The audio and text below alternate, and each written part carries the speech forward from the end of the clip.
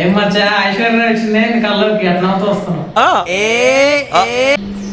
ఏం మచ్చా lottery ticket వెళ్ళి పెద్ద పెద్ద డబ్బులు వచ్చేసాయి. నేను పెద్ద బిల్డింగ్ కొనేసా, అలాగే కారు అన్ని ఏ ఉన్నదో చేసా.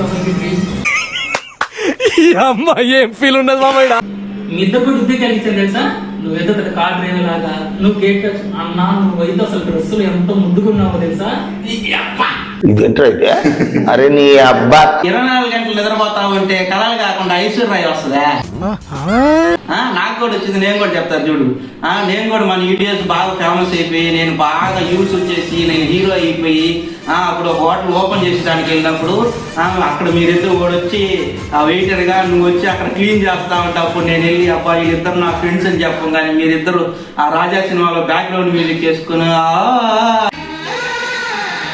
వచ్చినప్పుడు అబ్బా ఉనిందిలే, అబ్బా ఏ ఉనిందే అన్నా ఓపెన్ చేయైతే లేచి పరిగెత్తుకుంటా ఇల్లు డ్రెస్సింగ్ మిర్రర్ ముందు మాకు చెప్పేసి వస్తే దాన్ని చెప్పు.